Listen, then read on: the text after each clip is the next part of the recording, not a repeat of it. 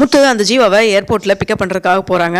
அப்போ ஜீவா சொல்கிறாங்க, இங்கே பாருங்க முத்து, 3 நாள் எனக்கு வேலை முடியணும், அதனால் 3 நாள் நீங்கள் வந்து என் கூட தான் இருக்கணும். நீங்கள் வந்து வேறு ஏதாவது உங்களுக்கு கிளைண்ட்டுக்கு இது உங்களுக்கு கார் புக் பண்ணாருன்னா இல்லைன்னு சொல்லிடுங்க அப்படின்னு சொல்கிறாங்க. இதை கேட்டு முத்து சொல்கிறாரு, நான் ஏற்கனவே அதெல்லாம் அரேஞ்ச் பண்ணிட்டேன் மேடம், நீங்கள் கவலைப்படாதீங்க, 3 நாள் நீங்கள் எங்கெங்கே போகணுமோ சென்னையில் சொல்லுங்கள், அங்கெல்லாம் நான் கூட்டு போயிடுறேன்னு சொல்கிறாங்க. அப்போ சொல்கிறாங்க, அன்றைக்கி ஒரு நாள் என்னை பார்லருக்கு கூட்டு போனீங்களா, அந்த இடத்துக்கு கூட்டிகிட்டு போங்க அப்படின்னு சொல்கிறாங்க.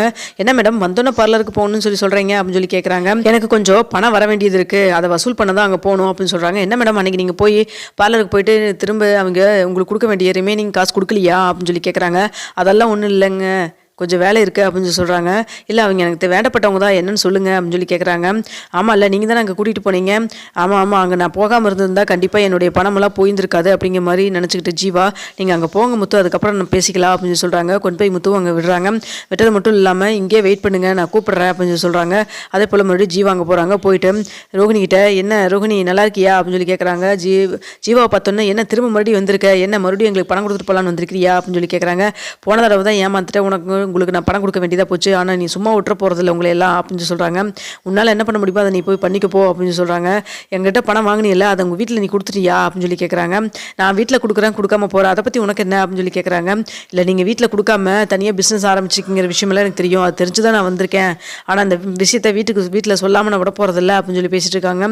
உங்களால் என்ன பண்ண முடியுமோ அதை நீ இப்போ பண்ணிக்கோ, நான் பார்த்துக்குறோம் அப்படிங்கிற மாதிரி ரோகிணி திமிரா பேசுகிறாங்க.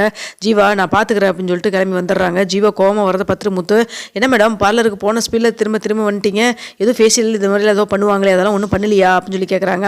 அதெல்லாம் ஒன்றும் இல்லை முத்து, நான் தான் கூட சொன்னேன்ல பணம் கொஞ்சம் வசூல் பண்ண வேண்டியது இருந்ததுன்னு சொல்லிட்டு, என்ன கொடுத்துட்டாங்களா அப்படின்னு சொல்லி கேட்குறாங்க. அதெல்லாம் ஒன்றும் கொடுக்கல, அது கொஞ்சம் திமிரு பிடிச்ச பொண்ணு அப்படின்னு சொல்கிறாங்க. உங்களுக்கு இப்போ தான் தெரியும், உங்களுக்கு தெரியுதா, எனக்கு தெரிஞ்ச விஷயந்தான் அப்படின்னு சொல்கிறாங்க.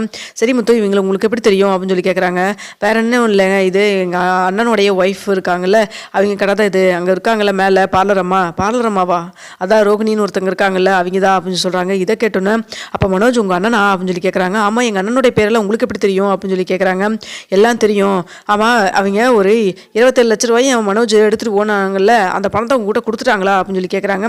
இல்லையே அதெல்லாம் ஒன்றும் கொடுக்கலையே, அவன் அதை மாதம் 50,000 ரூபாயோ டியூ மாதிரி கொடுத்து கழிக்கிறேன்னு சொன்னால் இன்ன வரைக்கும் ஒன்றும் கொடுக்கல அப்படின்னு சொல்லி சொல்கிறாங்க.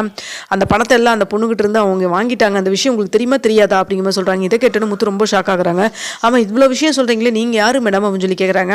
இங்கே பாருங்கள் அந்த பணத்தை எடுத்துகிட்டு போனவளே நான் தான் அப்படின்னு சொல்லி சொல்கிறாங்க. இதை கேட்டோன்னு, என்ன சொல்கிறீங்க நீங்களும் அந்த ஜீவாவா அப்படிங்கிற மாதிரி கேட்குறாங்க. ஆமாம், ஆனால் அந்த 27 லட்ச ரூபாய்க்கு பதிலாக சேர்த்தியே எங்கிட்ட இருந்து 29 லட்ச ரூபாயை வாங்கிட்டாங்க, ஆனால் அது வரைக்கும் அது உங்கள்கிட்ட தெரியாது, அந்த விஷயம் உங்களுக்கு தெரியாதா அப்படின்னு சொல்லி கேட்குறாங்க. ஆமாங்க தெரியாதே அப்படின்னு சொல்லி சொல்கிறாங்க.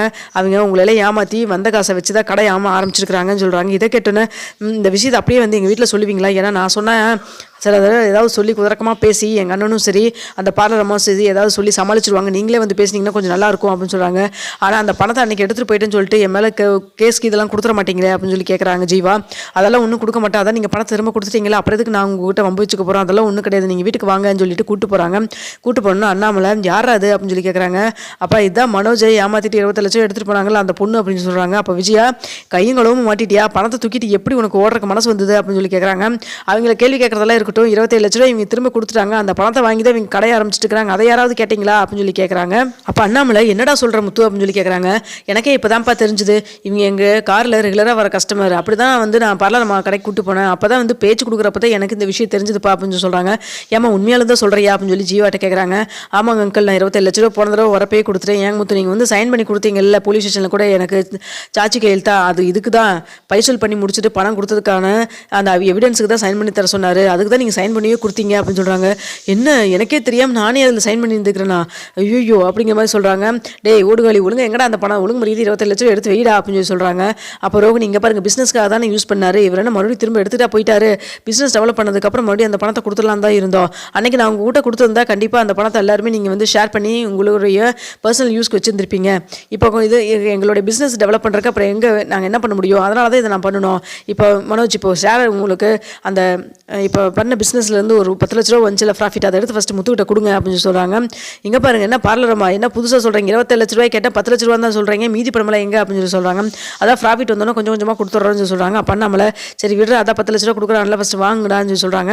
அப்போ அதெல்லாம் இருக்கட்டும், இந்த பார்லரம்மா சொல்லிச்சுல மலேசியாவிலேருந்து அவங்க அப்பா தான் இந்த பணத்தை அனுப்பிச்சு விட்டாங்கன்னு சொல்லிட்டு, அப்போ அதெல்லாம் ஒன்றும் கிடையாதுல்லப்பா, காதில் பூ சுற்றிட்டு இருக்கிறாங்க, மலேசியாவில் அவங்க அப்பா இருக்கிறாரா இல்லையா, எதுக்குப்பா இப்படி போய் பேசிட்டே இருக்கணும் அப்படின்னு சொல்லி சொல்கிறாங்க. இங்கே பாருங்க முத்தோ, என்னைக்கு வந்து நீங்கள் என் மேலே சந்தேகப்பட்டு பேசுகிற அளவுக்குலாம் உங்களுக்கு எந்த இது ரைட்ஸும் கிடையாது. எங்கள் அப்பா அங்கே மலேசியாவில் இருக்காருன்னா இருக்கார், அவ்வளோதான்.